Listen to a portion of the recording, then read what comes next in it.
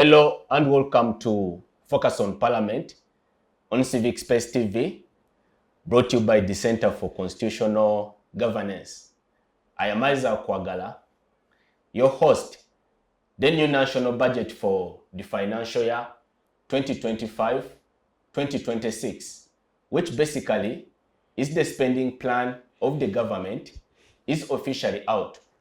But beyond the pledges, the words, and the figures, we ask what is in there for the ordinary Ugandan taxpayer. On today's edition of Focus on Parliament, we make a critical analysis of the government's most vital policy tool and how it will impact the livelihoods of the Ugandan citizenry. Joining me now to make a sense of this topic is a panel of distinguished personalities whom I now have the honor and the pleasure to introduce to you our esteemed viewers. Let me start from my immediate left is Professor Mwambutsya Ndebesa, an eminent historian and a renowned political commentator. Professor, it's a pleasure to have you today. Say hello to the viewers. Pleasure to be here also. Glad to be here with fellow panelists and you, the viewers and listeners out there. Glad to be here in this space to deliberate on issues of national importance. Many thanks indeed, Professor, for joining us. Next to Professor is the Honorable Salamu Musumba, a former legislator and also a leader in the now newly registered opposition political party, the People's Front for Freedom. Honorable, congratulations on that feat. Thank you so very much. Yes, it's a pleasure to have you. It is a pleasure to be here to discuss and debate the last budget of this term in this 11th Parliament and the 10th term of President Museveni. So we are going to look at a policy tool and a policy weapon that is being deployed to deal with elections that are rolling out now. Thank you. Quite unrelated to today's subject for discussion, I just want to pick your mind quickly. Recently, yes, the state, in their disclosure, touching on the matter of Dr. Chiza Besigye, in the court named as a person of interest. Of course. What is your quick reaction to that? Well, the truth of the matter is that that is all hearsay, and that I, Salamu Musumba, have never stepped foot in a country called Switzerland. I've never stepped foot in a country called Belgium. None. So there's not even a prima facie case to talk about. And I'm not scared. I'm actually thrilled that I should be on a charge sheet with a very, very renowned and acclaimed and disputed freedom fighter, retired Colonel Dr. Chiza Besigye, and that maybe I'm the first woman from the whole of Eastern Uganda to have the honor of being charged with those things they say about in that charge sheet. But I'll also tell you that I love this country because it's the only place I call home. And I can never, even in the wildest dream, do what they claim on their charge sheet. So treat it as such. Bullshit. You've dismissed it as hot air. Bullshit. And next to Honorable Salam is the gentleman, Dr. Ebolu. I hope I get the pronunciation right. Obuku. Yes. Why do you get difficult names? Obuku means what? Obuku means launch in the deep. Wow. Okay. And Ekwaro is a grandfather. Wow. So perhaps I'm supposed to be like a grandfather, wise. That's quite A wise man launching in the deep. But I also go with the name Anthony, which is... Yeah, and today is your feast day. Yes, St. Anthony. Yes, St. Anthony. Oh, that's why perhaps I'm putting on this rosary. Happy feast day. My mother brought it from that Rwanda place. It's called what? Kibeho. Aha. Lovely. So that's, I put it on. I don't know whether I believe in it, but I put it on. It's all right. Yes. Yeah, the priest will administer the last. Okay. sacrament. He will administer. Yeah. On It's site. a pleasure to have you, Doctor. We understand that you're also running for a constituency seat in the next parliament. Yes. Could you clarify what constituency that is? Ekwaro Buko, again, a medical doctor, past president of the Uganda Medical Association. Oyam South is located in Oyam district.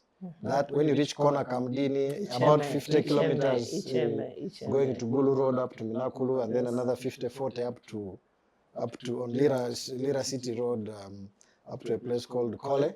That's the boundary, and then starting from around Karuma up to Konakam. So Konakam is like a center point. That is the constituency. Oh, seven sub-counties, yes, Okule Park, and Yes. 500 villages, 36 parishes.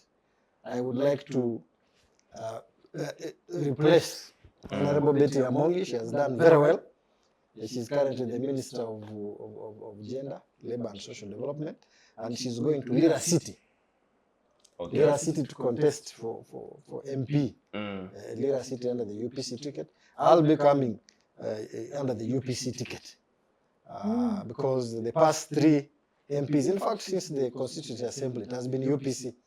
So you just follow history. Call it path dependence. You look at history, and you look at the path. History. Yeah, you say history says UPC, and so that's the political vehicle. That's the Reach place. That's Kampala. the place where there's a big agricultural project. What is it called? A big agricultural place. Or the palm oil. No. The palm oil is in towards Apache. Okay. I remember that. But place. yes, it's fertile land, and Yeah. it's fertile land. That whole area, Amuru and so on, actually land is fertile, flat land. Okay. Good for commercial It's a farming. prairie of sorts. It's a prairie. Yes. Yeah. Should have seen something in the budget about mechanized farming in the north. Zero. Best Do wishes you want in your us to endeavors. continue with Thank you. We the hope about you a can legacy? stand advocate for that when you successfully make it to parliament. To Parliament. Yes. That is Hope it. he will get a listening ear. That's a debate for another day, but hopefully. So our esteemed viewers, for context, we want to give you a few snapshots of the 2025-2026 national budget. It is often said that the devil lies in the details. Let us now analyze and give a breakdown of this policy document. So the numbers indicate that the total amount for the budget is 72.4 trillion, with the breakdown of 11.4 trillion being proposed for human capital development. 9.9 trillion is allocated for security and governance, which of course has taken the lion's share of this budget. Then we have an allocation of 6.9 trillion for the critical sector of transport and infrastructure. We are doing very badly in this area as a country. 3.7 trillion has been earmarked to provide for private sector development. 2.7 trillion has been allocated for the development and plan implementation of agro-industrialization, and another 1.86 trillion has been proposed for the pet project of the government, which is human capital development programs like Emyoga and the parish development model. Then we have 1.6 trillion allocation for the regional development. 1.5 trillion has been set aside for urbanization and housing. An allocation of 1.03 trillion in one of the most contentious and lately very controversial areas, which is legislation, oversight, and representation. The Honorable Salamu is most competent to address that area. And lastly, we have 875.8 trillion allocated for the extractives, industry, and development. So I want to engage you, Professor, first by highlighting the alternative budget of the opposition by the opposition finance minister, the Honorable Semuju Ibrahim, who has proposed a budget of 55 trillion. That's quite a significant variation from the government's budget of 72 point something trillion.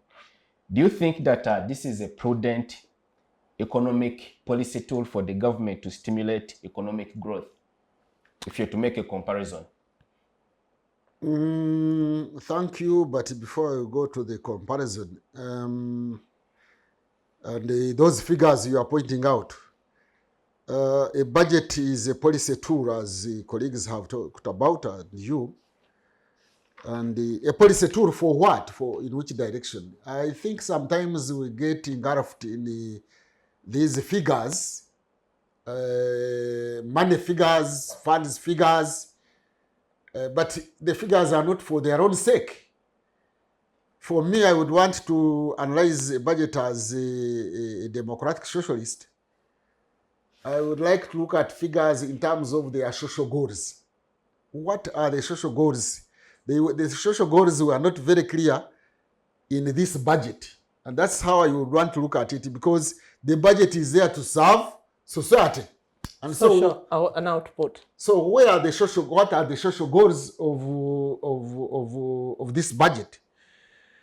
I listened to the budget speech, and even judging from the body language, the MPs were not excited. The minister would always call upon them to clap, to thank him. And even after calling upon them, they would not mind. And then he had all those slogans. You know, it was sloganeering in his presentation. And you could see that not very much was coming out in that budget in respect of the social goals of that budget. I would begin with the most important goal, which would be education. They just talk about human capital development. I don't like even using that word, capital, human beings being capital as such, because capital is something that you can use as a tool for development, whatever the case may be, but a human being shouldn't be classified as a tool. But if you look at the education, for example, because the budget should be tackling the challenges of the day. Now, we know, you and me and the listeners there know, that there is a very high rate of school dropout. And the budget speech at least did not address itself to that.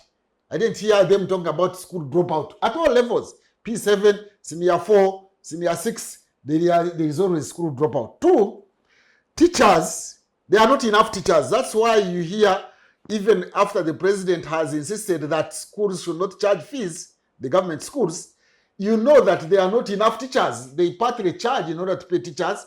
I didn't hear in the budget something to do with payment, the salary, increasing the salary of the arts teachers who are threatening to go on strike. And even if they don't go on official strike declaring it, they are already on strike by not teaching. I didn't hear much about that element of social. To the best of my recollection, Uganda's quality of education lags behind in East Africa. Uwezo has presented it. And I haven't had the budget addressing the quality of education. That is another challenge. Harris, we have a doctor here who has been in the public realm and is going to explain to you how much of this budget is addressing the gaps that have been left by USAID, for example. Because USAID has pulled out, and I am told those countries, to certain sectors of education, of Harris, the foreigners have been funding it by 60% and above. He will clarify. But I haven't heard how we are going to address that one. In the State of the Nation address, I heard the president saying that Yumbe, the people of Yumbe now access health services because there are 29 health centers. Area center force. That because the buildings and the structures are there, people are accessing. I heard of that logic. Because there are those structures and therefore people are accessing medicine. The last time I checked also, in terms of the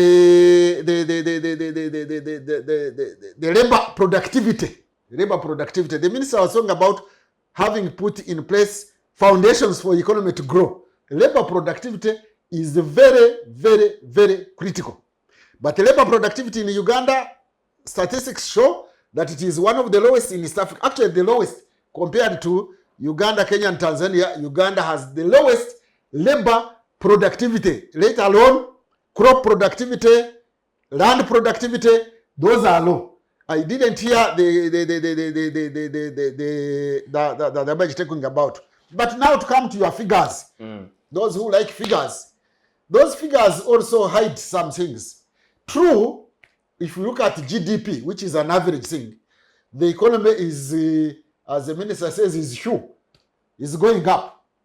But he hides information, which he deliberately hides from the population. What is the trade deficit of Uganda? Yes, we have exports, led by gold, followed by coffee. Okay, export earnings. But what about the trade deficit? We have got a whole trade deficit of $400 million US. So as much as we are earning, we are spending more outside than we are getting from outside. That bit is never talked about. The debt burden was talked about, but in passing. I mean, if you are at the takeoff stage, I don't know how many times even we take off. Because if you are in an aeroplane and you are trying to take off and you don't take off. To gain momentum. Gain momentum. Because last time we were told we took off. Again, we are being told we are taking off. Now, how do you take off with that heavy debt burden? Because we are a poor country, it is not easy to meet that obligation of the debt. That one was not talked about.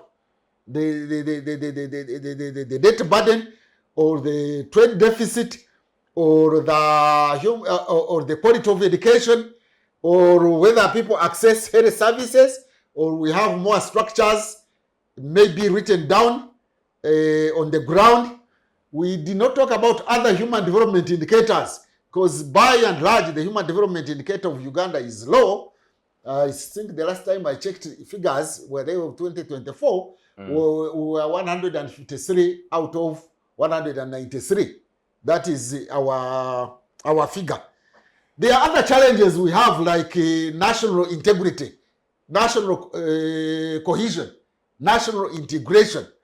How far are we united in Uganda? And I think we should have budgets to address those issues which are brought about by inequality. Surprisingly,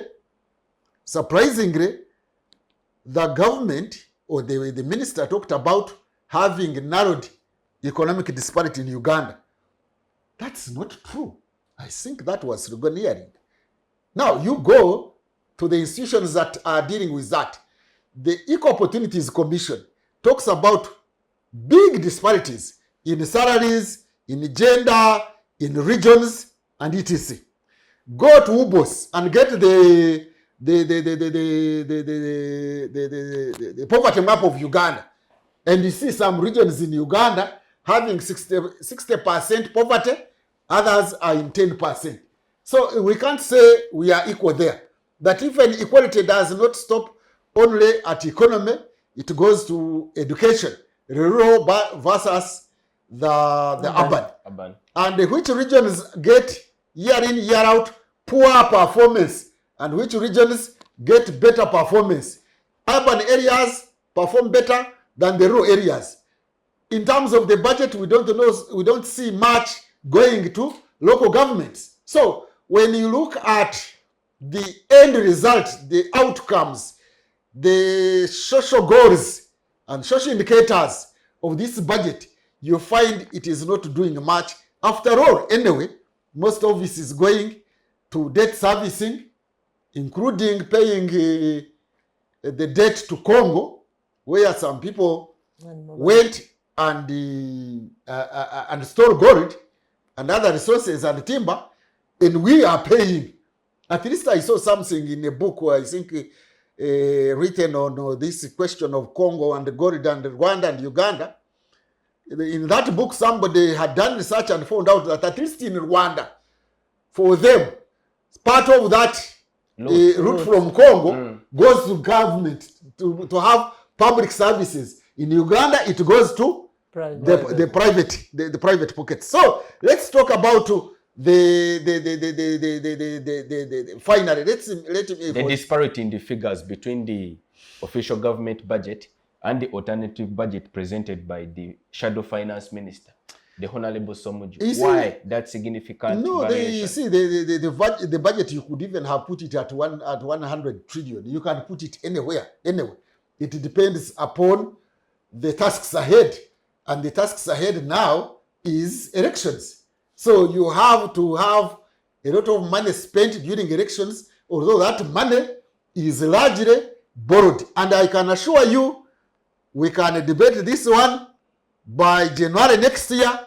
There will also have been supplementary budget, because our budgets, the history of our budget governance is such that there is a inefficiency in budget management, budget governance in terms of sticking to the budget that we have had, because very soon you will hear that such and such a percentage of money has even already been spent, and we just want from Parliament approval that we have spent it. I don't know why they go to Parliament to ask for approval of money that you have already spent. So we have to be very careful about budget governance, budget management, and the question of figures between the alternative budget and the other one is a question of your priorities. If you originally, by the way, government had talked about 50%, 50-something percent. When the 50-something trillion, when we had just started, when they were announcing it, then it continued increasing up to 72 now. If we were to get clear figures by January, February next year during elections, it will definitely have gone beyond 72 trillion. It will be any figure that one can guess. So really, when we are looking at the budgets, we should look at the fundamentals, in my opinion, and as a democratic socialist, we should look at the social goals of this budget after evaluating the other one. By the way, the budget governance should look at budget planning, budget formulation, budget implementation, and budget evaluation. When it comes to evaluation, we are not participants. Even implementation, we as citizens are not participants. A little bit they bring us in the budget formulation, but what do we do as citizens? NGOs go there, civil society go there, they talk, but it is wacha waseme watachoka. They just talk, but government comes up with its own figures. But definitely, for any government in the world over, this is a budget for elections. And so that's why the minister was more, in his presentation, verbal presentation, was more sloganeering than deliberately digesting the budget and to what use it was going to put to and what it was likely to achieve in terms of human and social development. Thank you, Professor, for your perspective. Honorable, let me bring you in on the aspect of governance. From a governance standpoint, despite the president's expression of confidence in the performance and growth of the economy, are you confident that we are going to realize this budget given the current challenging governance context, where we have a reduction in terms of transparency, where we also have the performance and reflection of key state institutions like the parliament in great doubt, their integrity is in great doubt by the populace?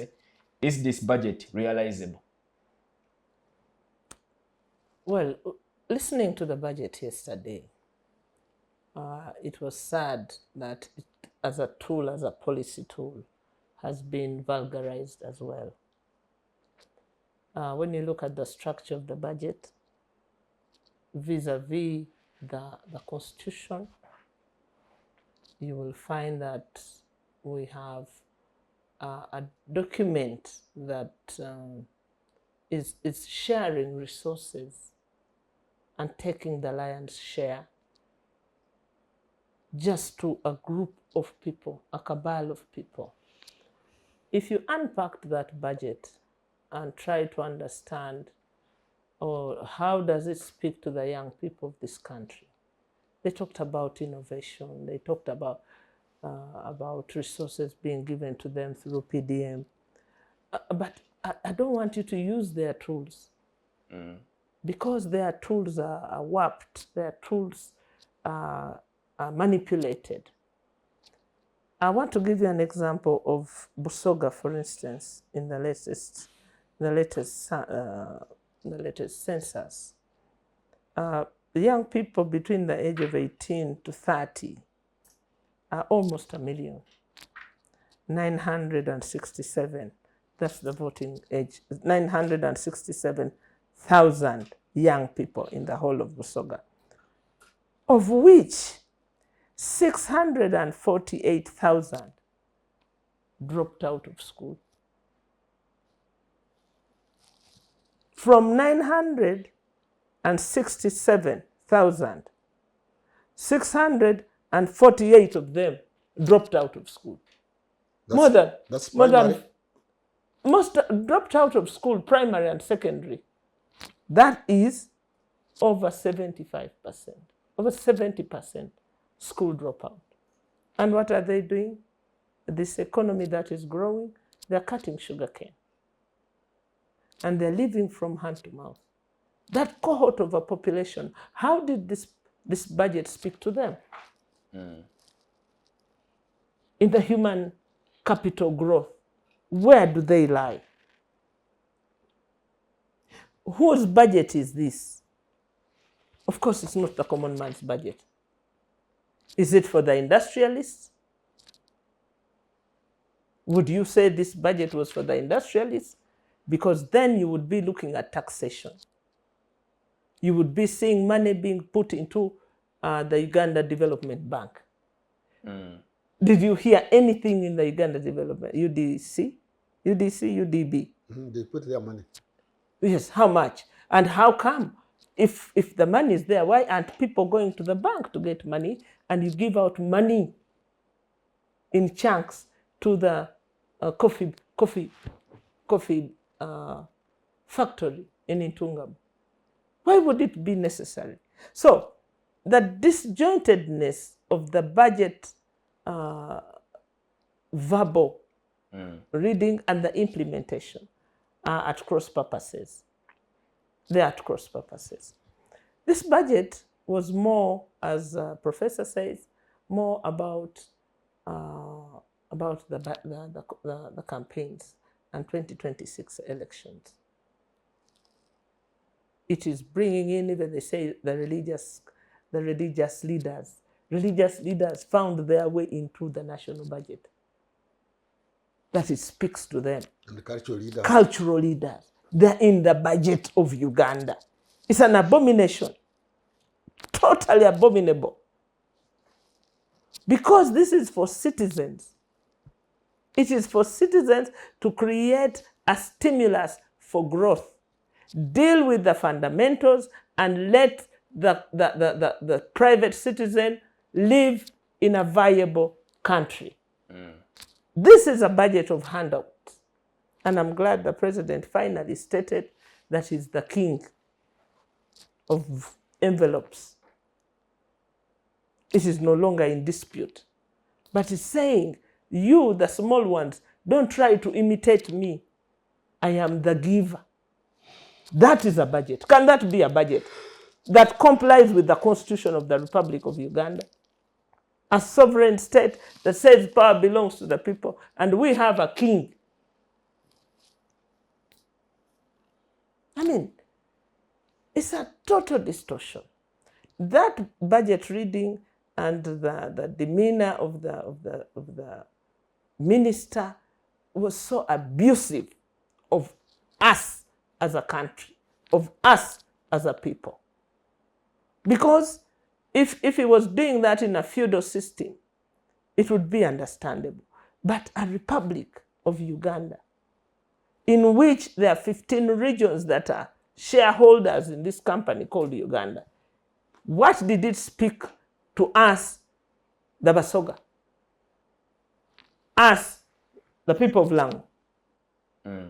Us, the people of Bugisu.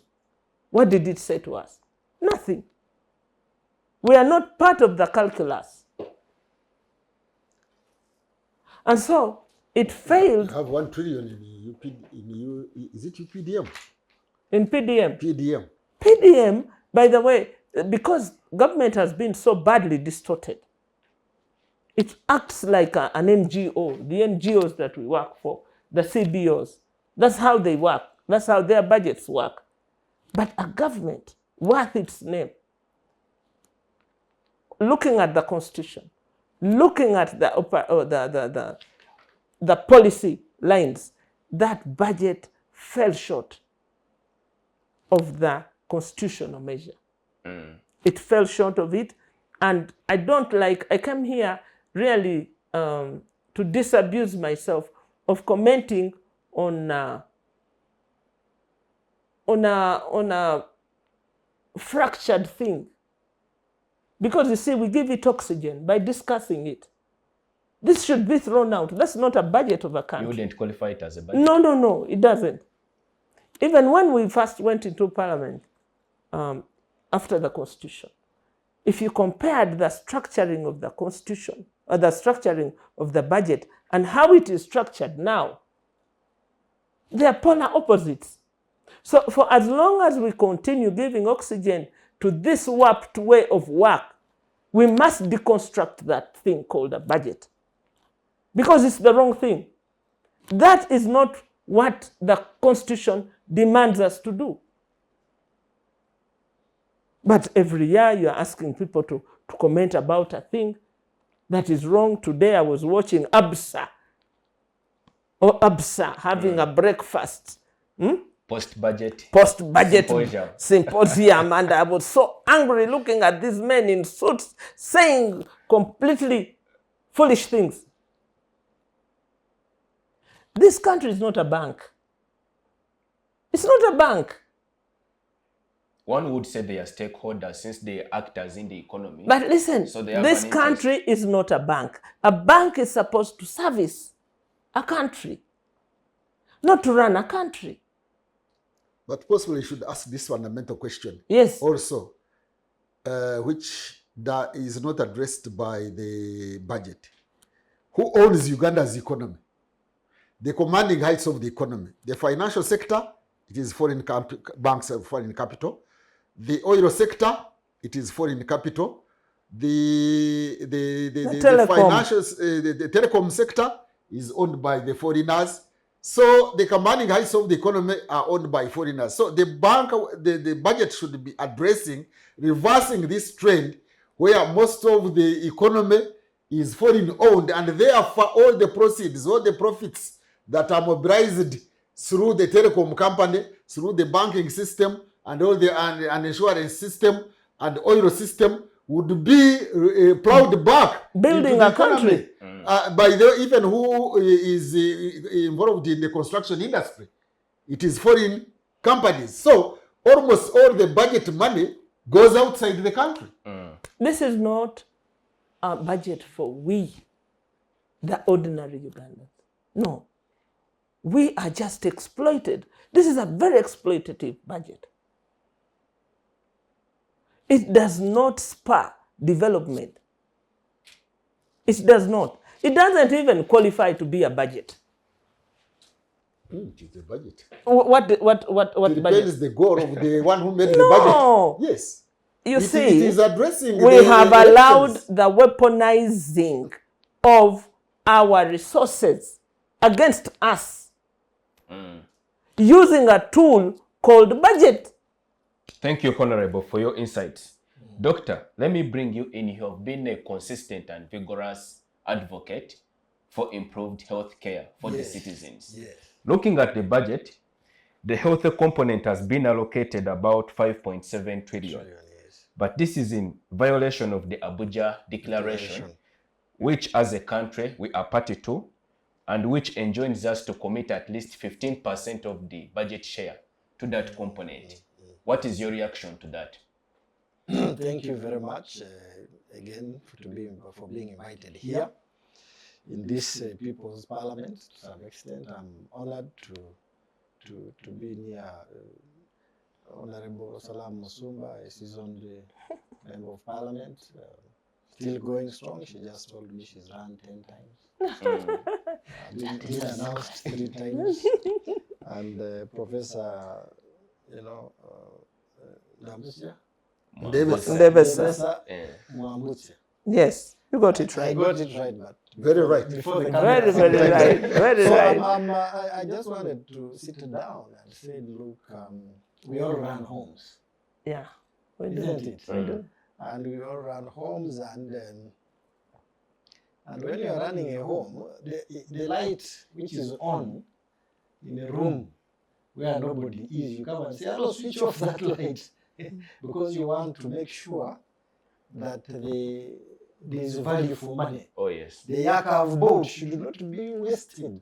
If there are 10 security lights, you put on the ones which are strategic.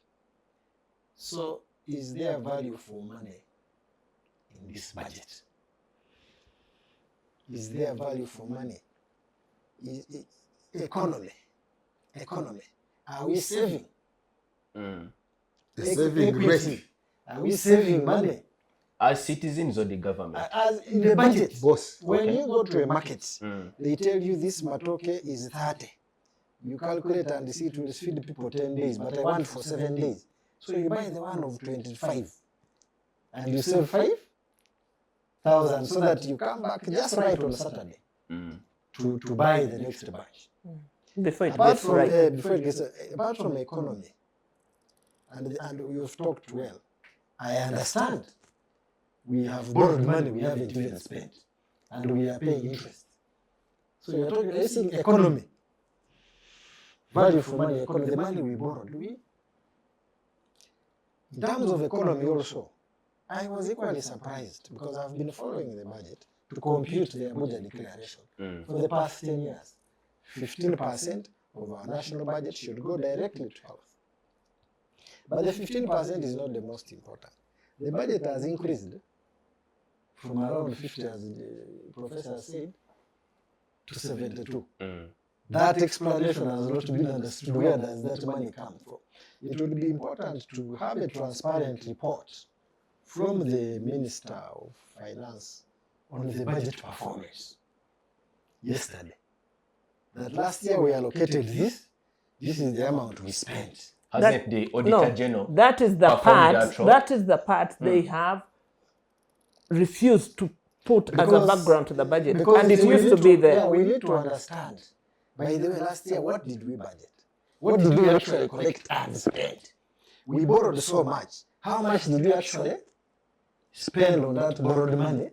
And how did we spend it? And how did we spend it? This is very important before we borrow more. There could be money lying out there. So there has been an increase of 1 trillion in the health sector budget. And at the same time, a loss in the external funding.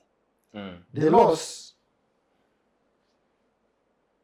is a big loss to the common Ugandan who is suffering from TB, suffering from HIV, and other maternal and child health related programs and reproductive health, sexual reproductive health, and things like malaria control program. If there is a way of reversing that loss, if there is a way of renegotiating, the same way the World Bank has taken us back, it would be good. Why? If you look at research done, there's a book called Dead Aid by almost your name, Ndebesa Moyo. Yes. She's an African, Zimbabwean who worked in the World Bank for long. She demonstrated that aid that goes to the common man in the form of health is very helpful. Especially that which goes direct. I worked in an HIV program in 2003, as soon as I finished graduating, 2004-05, for several years. That's my specialty in giving care. And I can tell you, that is one investment that has come into the country by foreigners that has directly impacted lives. Especially when it goes outside government, because it goes directly to them. And when Obama came in, he actually reduced the aid by half and removed the middlemen and requested that we double our figures. It was still enough. to double our figures, give ARVs, and increase the numbers. In fact, at one point, I think there were 1 million people on ARV treatment from major aid. So the question that we needed to hear or answered yesterday was to what extent, and it's not clear. We hear some has come back, some has not. It would have been good to clarify yesterday that so much was taken away and government has chipped in. Because you want to be a government of who? If your people are going to die and suffer, whom are you going to collect taxes from? A healthy economy comes from a healthy and productive population. So the increase of 1 trillion is still insufficient to... It is not cover clear those because you see critical also gaps. there are inefficiencies. Many times money is returned. You will be surprised that money is returned from hospitals. They have failed to recruit doctors. You will be surprised when it is returned. Why is that? What is the Minister of Health telling you? Inefficiencies and government bureaucracies to recruit, the process is long. Delay. So by the time you are about to recruit, And the your financial year is over. Yes. You get to go to new So there is authority that vicious authorization. cycle. That's why I think government should sit down and see how can we be more efficient. Everything is too centralized that the person who is implementing almost has no power to vary the budget. As a way of fighting corruption, yes, but also when you are too strict and there is no room for flexibility, you make it so difficult to get a doctor recruited. All the money is in the central medical stores, now called national medical stores, which is a good thing. Because then you can use economies of scale to buy more medicines at a lower price, isn't it? Cost. And expire You get as well. But then the challenge comes in the logistics of distribution. At times, the national medical stores is frustrated because it has not received the release for fuel to dispatch the trucks. They are supposed to dispatch every 2 months. You send medicines to each government health facility. Okay? But you find that sometimes they do it every quarter or every 4 months, so there are delays. But what do I want to address here, having said that? As you sum up. What is going, I cannot sum up, but what is going well? You know, I am running, so I've gone for office MP. So I went to the constituency and participated in the camp and formed also did the camp. Health Center 2 upgrades. This promise of upgrading Health Center 2 has happened, by the way. This thing the president is bragging about is there. To Health Center is there. Nationwide. You mean the buildings In my Structures. as the structures. and the structures But you see, where by the way, a trolley you- cannot you- pass. No, they are good actually, because a number of them have been upgraded by donors. They are good. Oh. For When you example, add near Karuma donors. there is one very big one. I don't know why it is called Health Center 3. Are they resourced with human resources? Yes. Okay. Yes. And But equipment? they are not enough. Some even have excess equipment. By the way, government has equipped CT scan in I think 14 of 16 regional referral hospitals. So those things of what we call procurement benefits are very attractive. When there's a construction, the implementers are eager to ensure the construction is going on because they are procurement Benefits. Yeah. Okay? No, when theft. there is a procurement of the CT scan machines, they are procurement benefits. That's the real one everywhere. And sometimes we have to Which govern. one? We have to govern as it is. Which one? You should read the story of how America was reconstructing Iraq. A toilet was going 1,000 times the cost. That was theft. Now, They were not reconstructing. there has also been enhanced salaries. Now, our argument was, from the field, citizens were saying, you have increased salary of doctors, but they are not working. But I hear now they are changing the system to make sure the doctors and the nurses and so on work. The doctors are saying, we go to work to do what? When there is nothing to use. The president has banned you from private practice. It is How is not that coming It up? is not going to work. Let me not even dwell on that. It is not going to work. We agreed in August 2016 at Hotel Imperial Royal. I was one of the MCs, and we had an agreement with the president that we can keep our jobs. The most important thing is make sure you attend to your government job 8 to 5 Okay? Then after 5, you can go and moonlight. Or Saturdays and Sundays. But if you are found moonlighting elsewhere, when you are supposed, your timetable shows you are supposed to be in Murago, or you are supposed to be in Arua, or you are supposed to be, then there are ways now. The accounting officers have been given authority to pay you for the days you have worked. It is now clear. You clock in, clock out, and the salary actually calculates itself. Which to me I think is something a citizen would like. You know, sometimes you have to take the perspective of the citizen. So And you've become hospital hoppers. The diagnostics, no, Hopping. the diagnostics unit, if you go to Murago, has improved tremendously. The advantage is we have the director of Murago, who is an imaging expert. So she has invested in diagnostics. So if you have diagnostics at a cheap price, you go to Murago. What are now the priorities I would like to be addressed? Revenues. You know, revenues are very important because they determine how we can finance health. Health is expensive everywhere. Let me give you 3 incidents. The first incident was our own colleague. He was a motorcycle rider, Dr. Arthur Ahimbisiwe. Okay? May his soul rest in eternal peace. He was riding a joyride, to Lira, and I think he was coming back. Unfortunately, got an accident around Kiliadongo. Good enough it was near the hospital. He goes to hospital, he reaches alive and well. He even records the video. And sends out, says, Balange, Abe Uganda Bikers Association, in the case I die. Then he names his wife. Then after a few hours, we had his name said, but he reached hospital. Well, you know what I mean?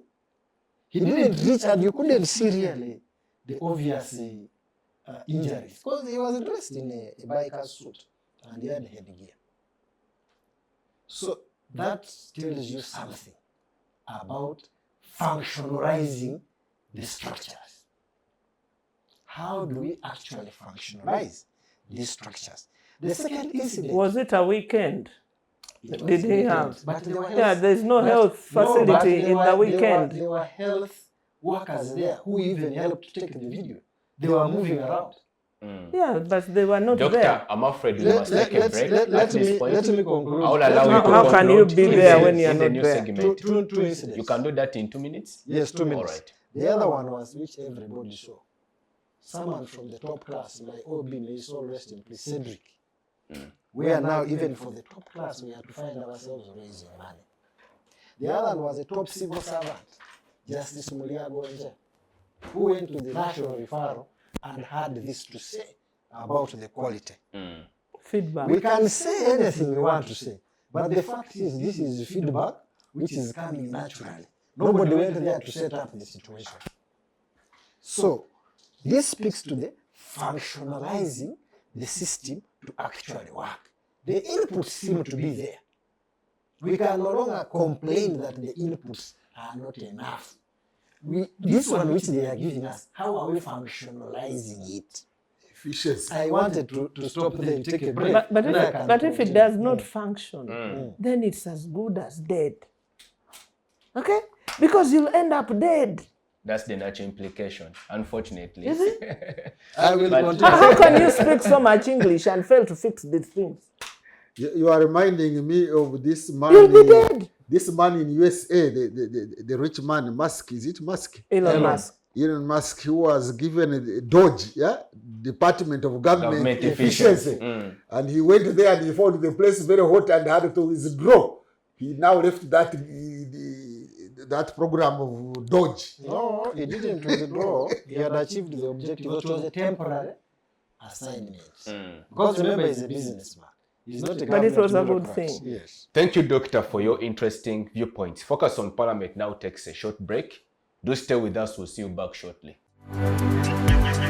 Digital rights are those human rights and legal rights that allow individuals to access, use, create, and publish digital media or to access and use computers, other electronic devices, and telecommunication networks.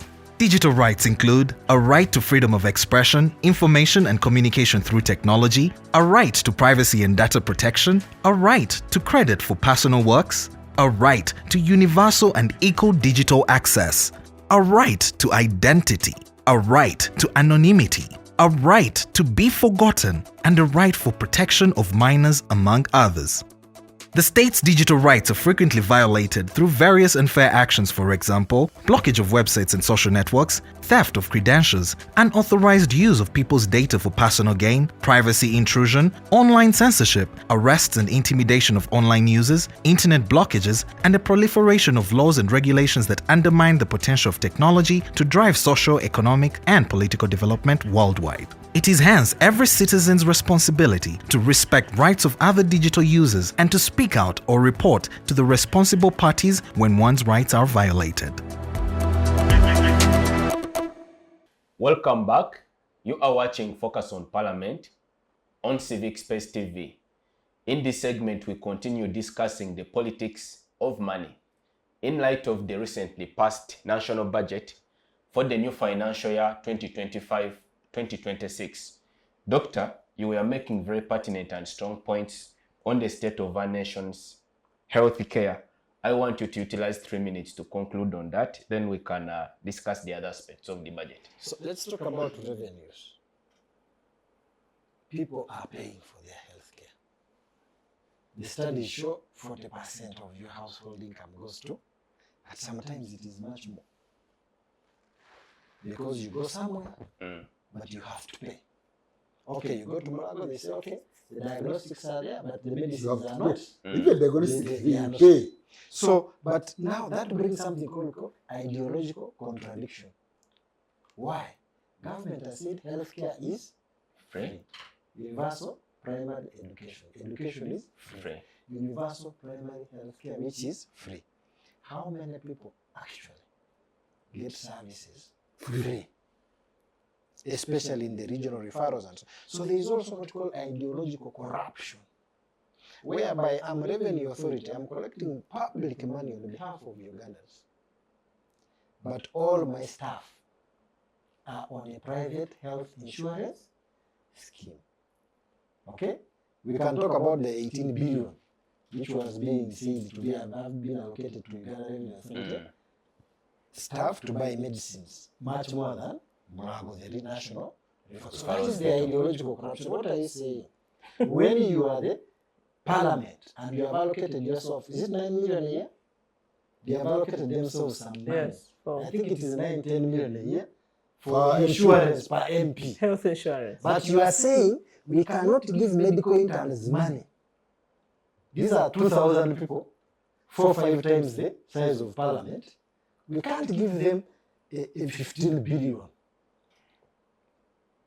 so that they can get out of there and go and finish training and go to the field or even go abroad.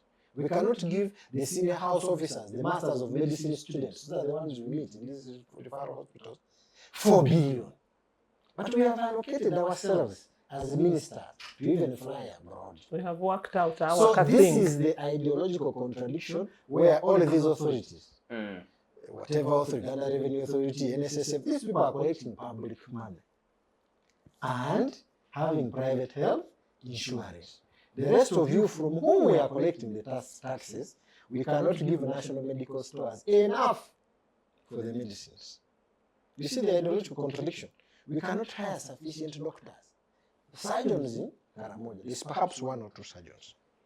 So, functionalizing the health center 4, that is the basic unit in most, what they used to call health sub-districts. But districts have been so much divided that Constituencies. now they have become so small. The health center 4 is where you are supposed to meet the first person who can do surgery, especially emergency surgery. It needs 2 doctors at the minimum. One who will help do the administration, okay? You know, all these things, all these public health programs, and one who will be there to do the Technical services. to offer technical service. They should even be 3, because the other one has to go and leave also. So a minimum of 3. What I wanted to hear in this budget is, okay, last year we had 65% of the health center force which could function, meaning there is staff, particularly a doctor. Otherwise, there is no difference with the health center if there is no doctor. Then there should be a theater, such that if a mother needs that emergency operation to deliver the baby, it's there. Then there should be blood. Many times doctors play hero. That's why you see sometimes they are arrested. Because the mother comes, is crying. If you see, if I put in an ambulance to send Koima regional referral, will he die within a short time? If I risk and operate quickly and stop the bleeding, you see the choices they have to make. So, blood. Then there has to be somebody called an anesthetic officer. We work as a team, isn't it? Even in a home, everybody has a duty. Wife cooks, my husband does this, children do that. The husband provides, wife cook, and you can't do everything. Division of labor. Now, there in the theater, which is functional, I had someone say 150 years ago in Bunyoro, successful, I call it Bunyoro section was being done. 450 years ago, technology has moved. We now have aseptic procedures, we have antibiotics, we have electricity, we have excess electricity. Why can we not functionalize 100%? I wanted to hear the Minister of Finance saying, health, we have given so much to functionalize all health centers. By the way, it is good business. Don't get votes by beating people in Kawempe. Just deliver the services, opposition will disappear. Fight corruption to the extent that the citizen is empowered. You know this business of, we are giving this hospital 100 million. You don't know where it has come. You don't know how much of it has come as a citizen. Okay? You don't know how it has been used. You can't even go and hold the person in charge of your hospital accountable. They report to finance, they report to parliament, they report to ministry, they report to higher centers. This was the problem also with aid. When the government receives aid, it does not account to its people. We can't hold them accountable. That is why the USAID, the DFID, UK government, US government, they were passing this money directly to NGOs because NGOs go direct. And they can be monitored and squeezed. It's difficult to shake a government. And that is the importance of aid. So empowering the citizen, giving them agency through a mechanism whereby, first of all, making direct contributions. Where there are direct contributions, for instance, a health insurance scheme, which is for everybody, where money can be spent locally.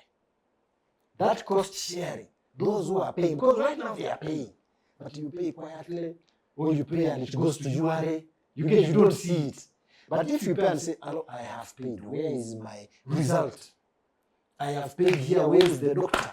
Write a report, and immediately the local people can sack the person and we get another nurse, another doctor. That kind of system will save lives. But right now the accountability mechanism is such that anybody can do anything. You are in parliament, you can't report to parliament all the time, it is empty. You go to the district, same. The classrooms, same. So government needs to improve trust, to bring back trust so that people can trust each other. Needs to empower the citizens. Or trust the government. The way each other. Because if I went, let me finalize. Do you have a trust deficit as between the citizens? I went to Tanzania for a meeting when Magufuli had just become president. And the taxi driver told me he was proud to be a citizen of Tanzania because the president empowered the citizen. Now I went back recently and another taxi driver told me when Magufuli was there, the citizen had become the boss. The government official would stand up to welcome the citizen to the office. As soon as Magufuli died, the government official became the boss. The citizen has to plead for the services. Finally, now you can get a passport in 4 days. In fact, if you have an urgent matter and you don't know anybody, and you pay 450,000, can you even get it the same day? Driver's permit, I went there prepared, I killed the whole day. Within 1 hour, I was out. Uganda Registration Services Bureau, impressive. Nearer, impressive. I asked them whenever I went there, I said, come, how can we have this service in Murambo? Whereby if you get an accident, you are processed quickly. How is it that we can process someone who is picking a paper very fast? And someone who needs to be saved, oh, the doctor is far. Oh, the key to the place is locked. Oh, it is a weekend. She has said it is a weekend.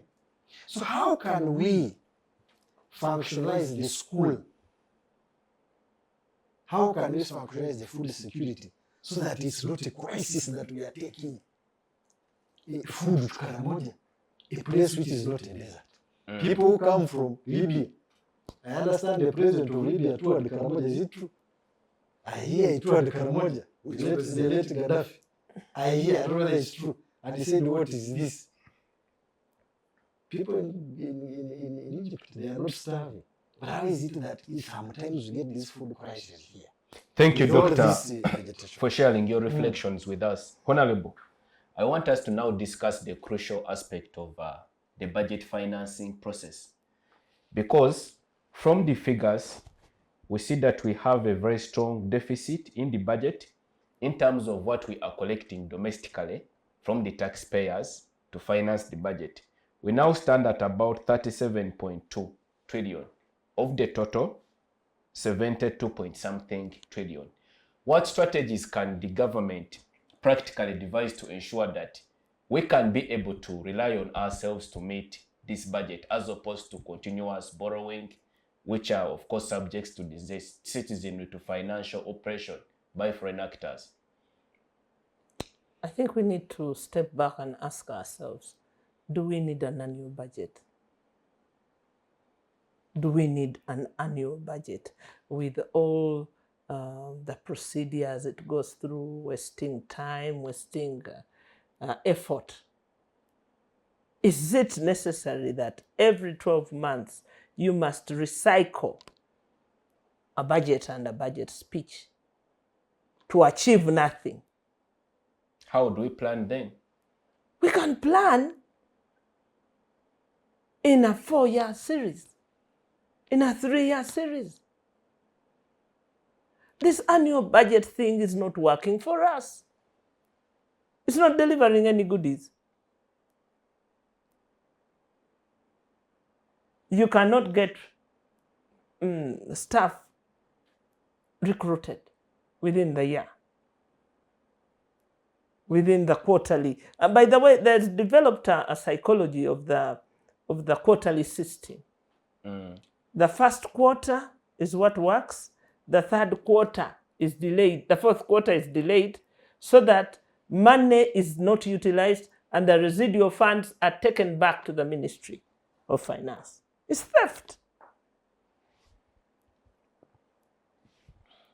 If you find that a spanner is not working, do you keep it?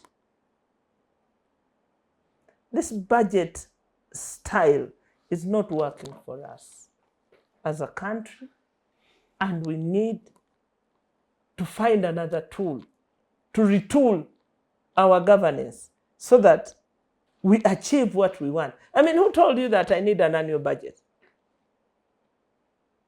It's a global standard, I think. Which standard? There's a global human rights standard. It's not applied. What works for us as a people?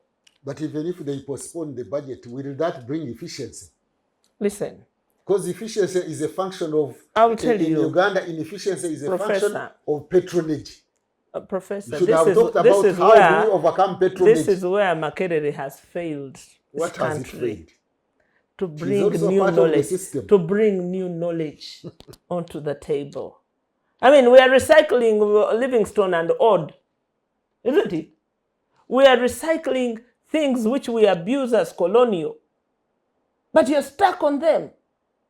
Can we liberate ourselves fully and understand how do we share the resources and how do we account to ourselves?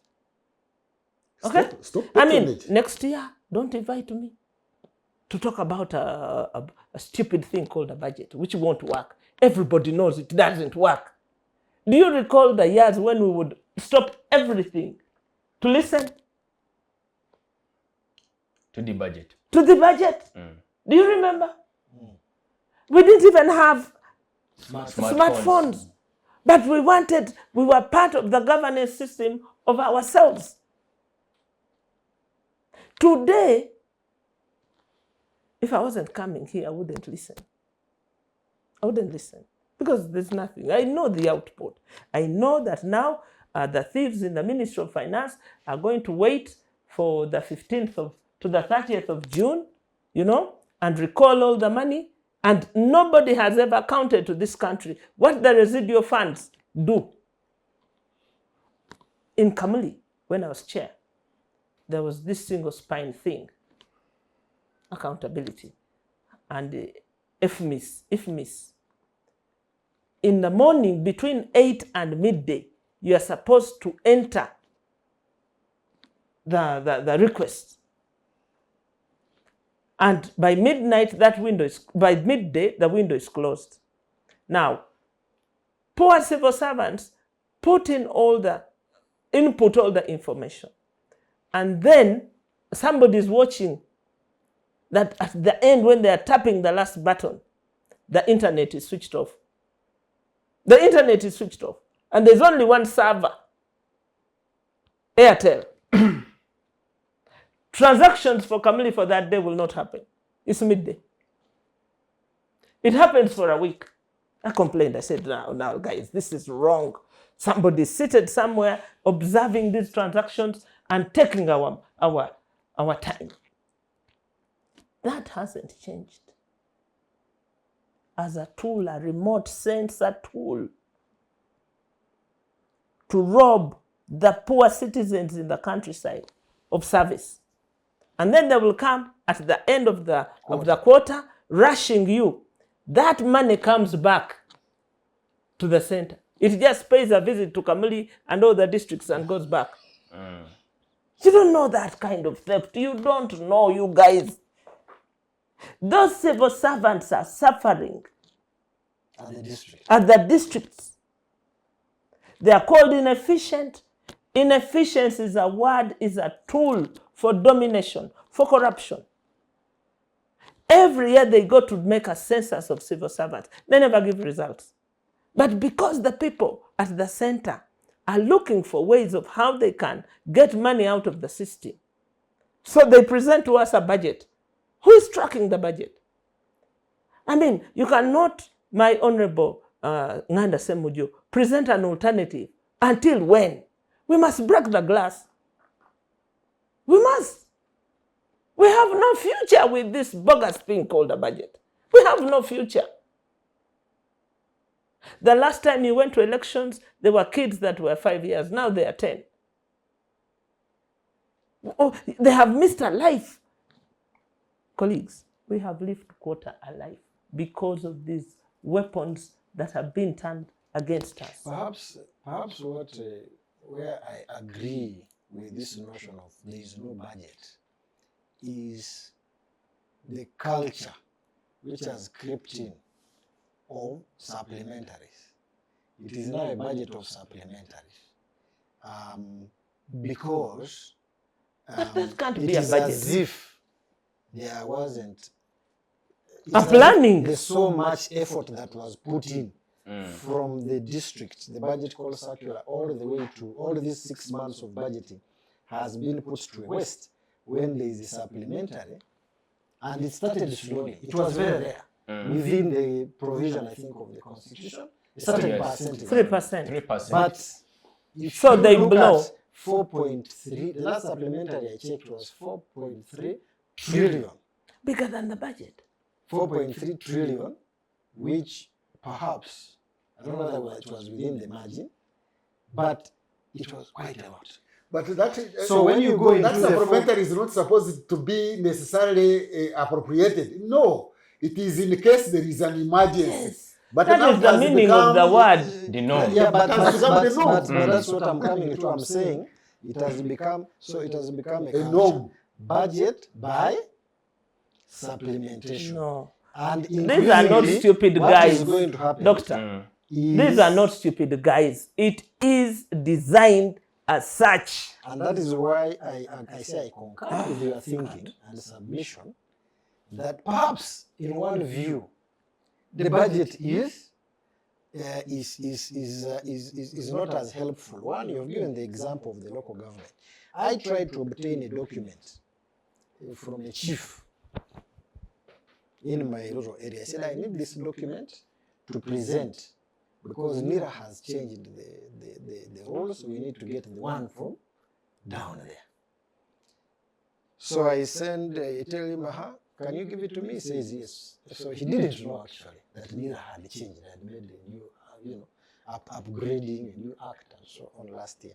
So I sent to him the documents. I said, by the way, I can facilitate you. So I sent him some little money. Then he delayed. He said, it wasn't enough. I have to do this. I sent again.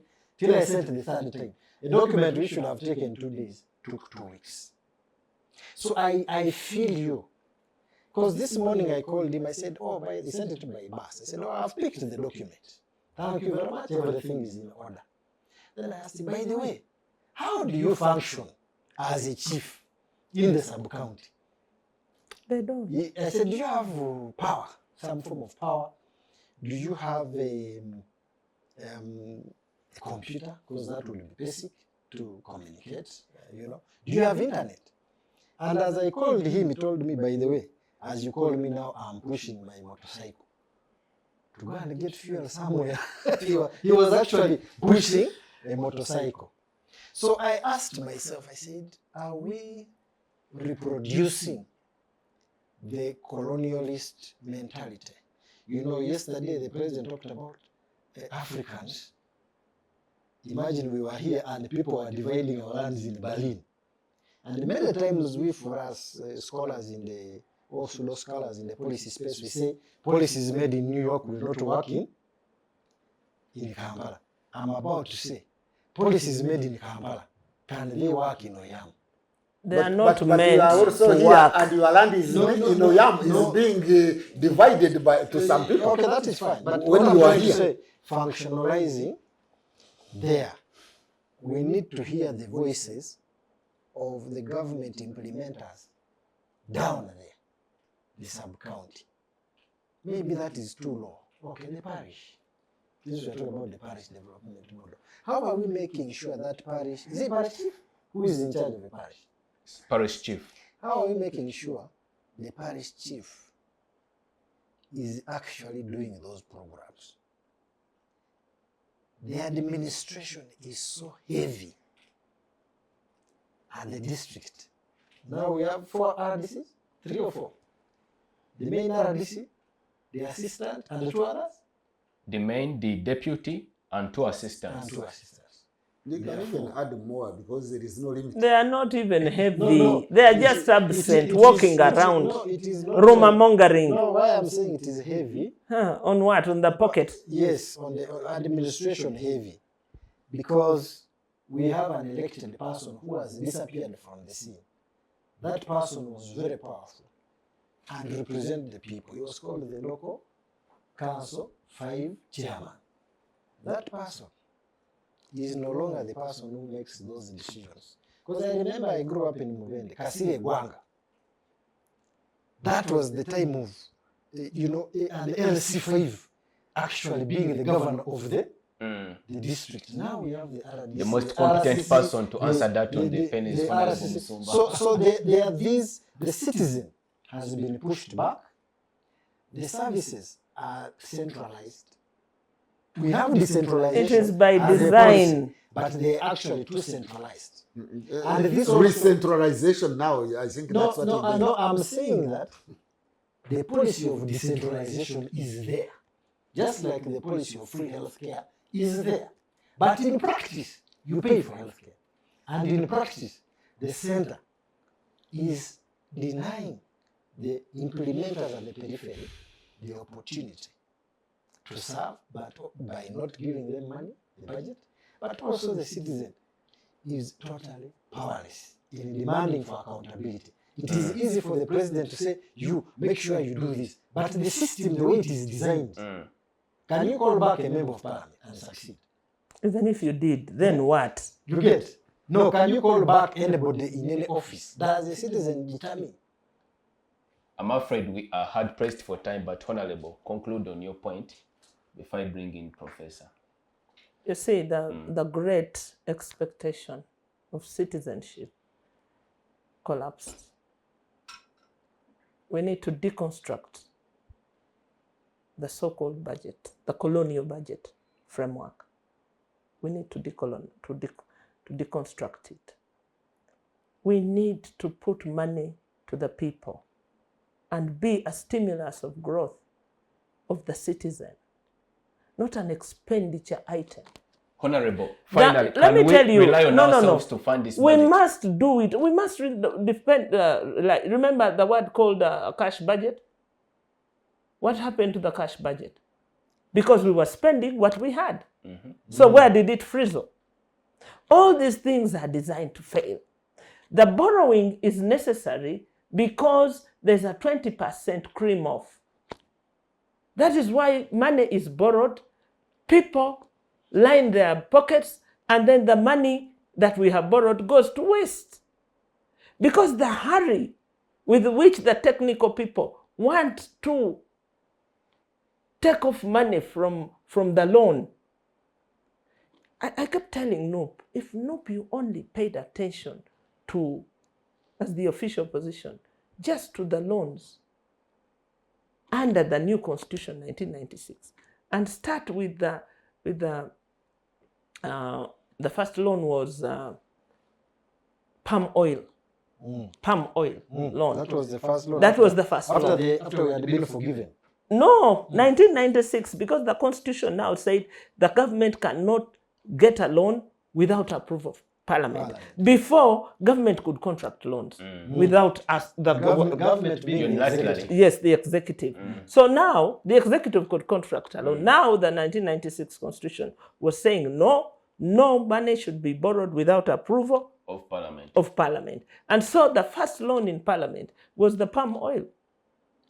They should be starting from there, from the palm oil now to the idle loans that are seated somewhere in the bank, so you're if they are there. A comprehensive audit of our borrowing portfolio. Just work, even before you audit. List them and know the progress where they are. Then you will know that you are running a country, that you're liberating your people.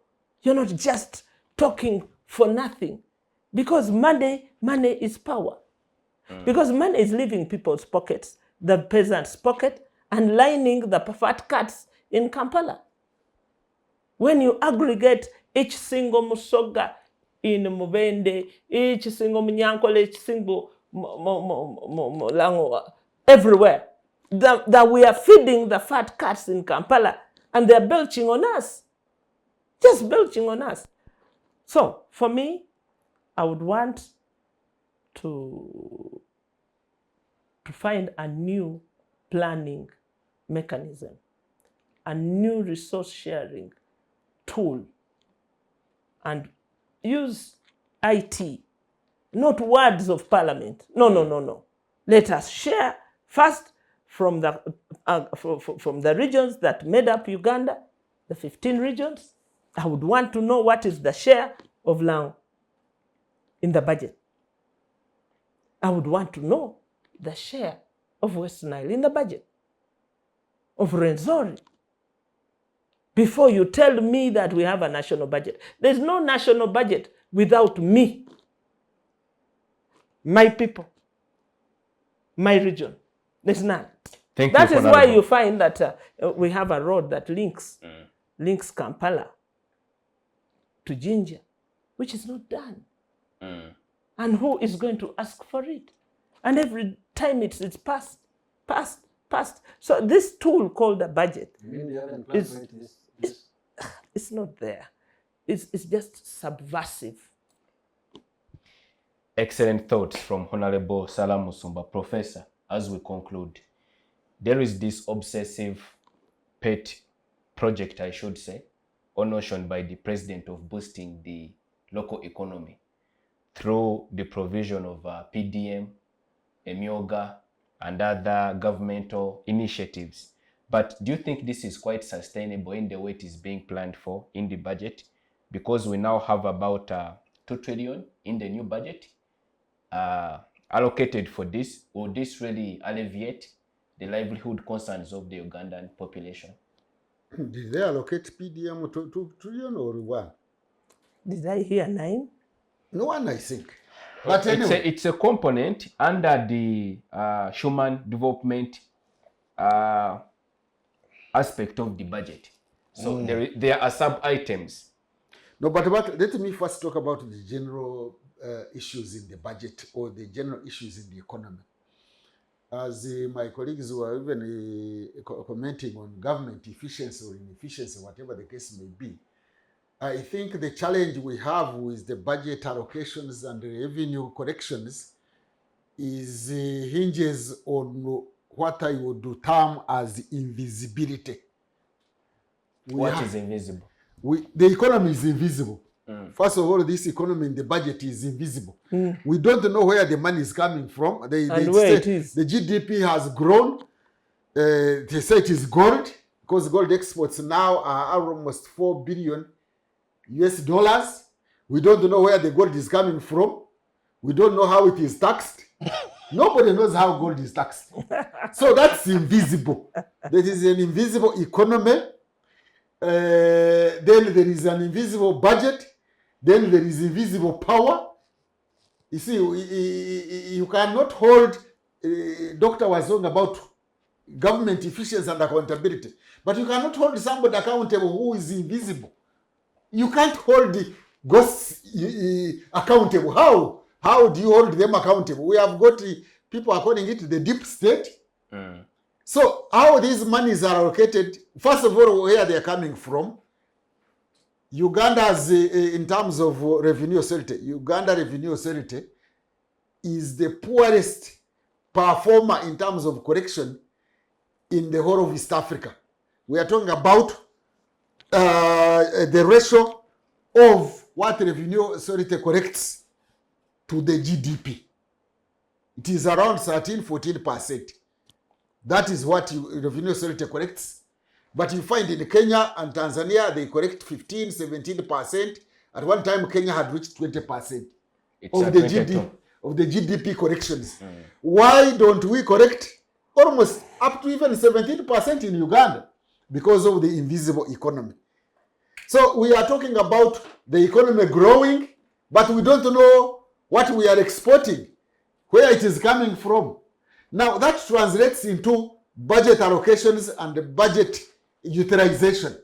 We get this money, invisible corrections, invisible governance. Because you find that they were talking about LC5 not anymore functioning, the office of the LC5. Because there is invisible government, which is more powerful than the LC5. Some of these ministers you see have no power and authority. The personal assistants below them have more authority and power over them. They can even cause them not to come back. They can even cause them to be dismissed. These ministers you see. So we have got a lot of invisible power, invisible government, invisible allocations, invisible corrections. And once we have that invisibility and we continue in invisible situation, then it will compromise efficiency. There is a problem of budget governance efficiency, and the coordination office, which is supposed to be, I think, Prime Minister's office, and the Prime Minister, I think she's more involved in campaigns and mobilization. There is a difference between mobilization and organization.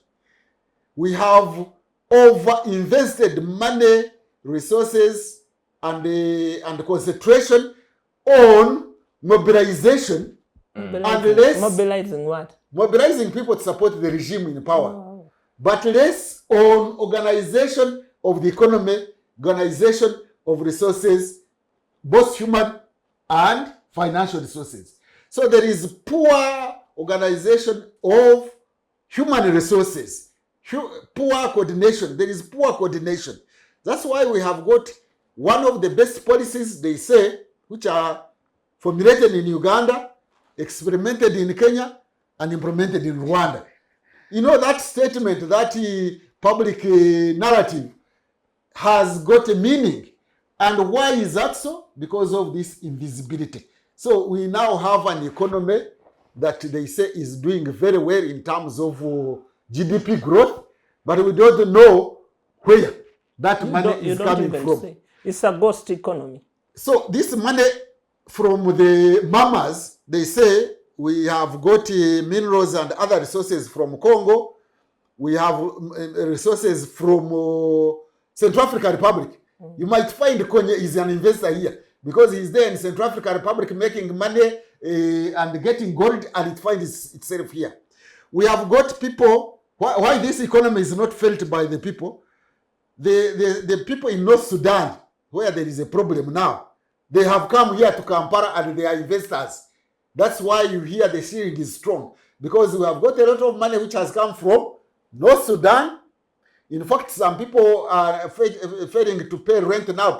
Rent has gone up because of people from North Sudan who have come to Kampala. We have people in South Sudan who are getting money from as far as Australia. They are refugees in Australia, but they are bringing money here. We have Eritreans here who are even buying land everywhere in Kabaragara, in Kororo, in wherever. Now, we are saying the economy is strong, the shilling is strong, but from what sources is the economy becoming strong? We are now the biggest exporter of gold in the whole region. From where? From where? We have 10 gold, they said they are refineries, but we don't have 10 gold mines. So where is the economy coming from? You know, where is this economy? We are being displaced as a citizen. Uganda citizens are being displaced from the economy, displaced from the land, displaced from government. I think. So there is invisible economy, invisible finance, and invisible government, and invisible governance. I wanted to say something on that, maybe as my closing remarks. Oh yes. You know, Singapore has nothing, but it's natural resources. It doesn't But they have human resources. Natural resources. It's people. Human resources. And it has service. The world famous Prime Minister called Lee Kuan Yew invested in the people. What Professor is describing here is a problem superficially.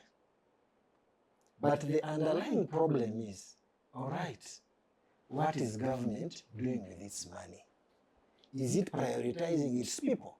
Because all those things... But which government? The invisible one? The deep government? Or the deep state? Both. Or the surface state? We are just messed up. Because of our history. Which one? The president who is currently here was never elected. He introduced himself by the gun. Therefore. So that history is very important. Now, let me go back to the point. The So Singapore story was... Are you implying we have a guerrilla economy? It could be. It could be. Now, I think so. the fact Guerrilla government. If government is able to tax those opportunities, that should be our concern. And then, does it utilize these taxes to the extent that the citizen is prioritized? Security for food, because you must be alive. Security for education, once you are alive, you must be skilled, you must be equipped. And security for health, when you fall sick. And you even can repair your body. Housing. Yeah, social housing. When you Talk talk about about these housing, budgets, I don't hear housing. They placed something there. maybe we For can... the first time? Yes, I had It's it. there. I We had can it. analyze something in the there. budget. They are going to improve housing. They are going to construct low-cost For me, housing. the most They are going to important, steal it. the most important parameter They can't do nothing. which was missing was coming from the UBOS national census. We did a national census. One of the pieces of information that was confirmed is the youthful population. I wanted to hear that youth, who are the majority of Uganda, these are the jobs this budget is going to create These jobs. for you. End of story. Without that parameter, But you see, Then we we have have a jobless youth growth. who then can engage in activities So these that should are liberate themselves, including rebellion, which may be... So I wanted to conclude on Yes. that one on the PDM. PDM is one of those initiatives for agrarian transformation. is one of them that we have had since NRM came to power. There was Bonabagagaware, there was Ntandikwa, there was NADS, there was modernization of agriculture, there was Operation Wealth Creation, and many others. Now, there has never been an evaluation done of each of those agrarian initiatives to see how it performed, what went wrong, how we can correct it before we embark on a new one. So this one has just come up and it is very, very emotionally presented, politically presented. You never know, after elections it might disappear because, as I told you, there is invisible planning now and invisible policies. You never know, this could have been a tool for political mobilization. Now, if the logic of PDM is political mobilization for elections, after elections, like 2 years later, you might see PDM is no more and the people will just take the money as Kasimo because it came at a time of political mobilization. So why don't we sit back, and we have economists, we have other planners, political economists and whatever, evaluate these agrarian transformation initiatives. After evaluating them, then we have performance measures and performance indicators, and how after a certain period of performance, we review and see how to go. But these ones come from the blue. That's why I begin suspecting that it is also invisible planning, invisible performance, invisible evaluation, and everything remains invisible. That's why we always have invisible workers, invisible power. Now, once you have all these invisibilities, which we call in simple language political patronage, and there is no transparency, there is no accountability, there won't be efficiency, and we shall continue in the vicious circle of having a budget where the finance minister is just sloganeering. He said it the other year, another year came. When he's taking off, how does an aeroplane remain on the airport tasking before it takes off? How many years will you continue taking off? This budget, we are taking off. This one, we are also taking off. When are we getting off the ground so that we go up and Uganda is at takeoff. And since this invisibility, because we don't know who owns Uganda's economy, we don't know. We don't know how funds are coming in. Yes, the currency has stabilized. We are exporting gold and we have many gold mines. We don't know where it is coming from. We don't know how it is taxed. But all we know that the URA's tax correction to GDP has stagnated at 13%. It doesn't go to 17%. Then where is that increase of GDP going if it is not taxed? So who are these people putting up very big buildings, tall buildings? Can we ask them how much tax they have paid? Now, once we remain in this invisible bubble, invisible economy, invisible finances, invisible government, we shall not escape visible inefficiency. I must appreciate you, my guests, Professor Mwambutsya Ndebesa, Honorable Salamu Musumba, and Dr. Ekwalu Obuku, for your able participation on today's edition of an aspirant member of Oyam South. Oyam South. On the UPC ticket. UPC ticket. Yes. Next time I shall discuss the common man's charter. I'm still ready. Yes. I'm still ready. So he is aspiring to go to parliament also to be Dikura. No. They were, but they were called Dikura. Maybe let me make my They were called that one. Oh, yes. You know, parliament is a very important arm of government. Ideally. And On a normal day. and I know theoretically we can say everything we want to say about the executive, the presidency, the security services, and the parliament. We must never give up hope We must hope that good people, I look at myself as a good person, can actually enter parliament. We are yet to prove. And I must believe in myself before you believe in me, and cause positive change in national development. Number one being the politics of reconciliation, because the speed at which we are moving, Or even conciliation. where the security forces have become political, targeting the young people and so on, we are likely to retrogress. And therefore, some of us want to be part of the process of making sure people who have served this country, like Dr. Kizza Besigye, are not honored by being put in Luzira. The young ones who have not yet served this country are not honored by being taken to Chitalia. Because ultimately, without democracy, the budget will take the words of Salamu, Musumba. It will mean nothing if we don't have democracy, if we don't respect human rights. And that is the motivation.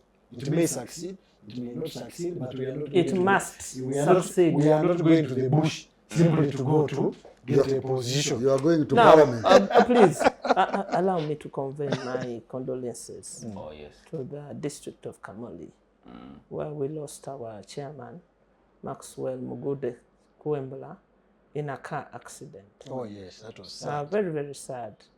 And sadder because his accident car, was towed with him inside. He got the accident at 4:40 a.m. By 8 a.m., his body was still in that accident car, towed to the police station. And I kept asking myself, a very big NRA man that has served tirelessly, to be treated like that. He did not die in the jungles of Ituri. He died on the road in Kayunga, Kampala. But he couldn't be given dignity even in his death. For me, it is too sad. But to the people of Kamuli, let us give him the burial that he deserves. I pray for his family. I pray for his sub-county, Batansi, and for the people of Kamuli and the people of Musumba. We had such a great loss of a young leader in this country. May his soul rest in peace. Peace. As Civic Space TV, we join the Honorable Salamu Musumba to convey our sincere condolences to the family of the deceased and indeed the wider community of the people of Kamuli district and the entire Busoga region at large. Many thanks to you, our esteemed viewers, for keeping us company and for your time.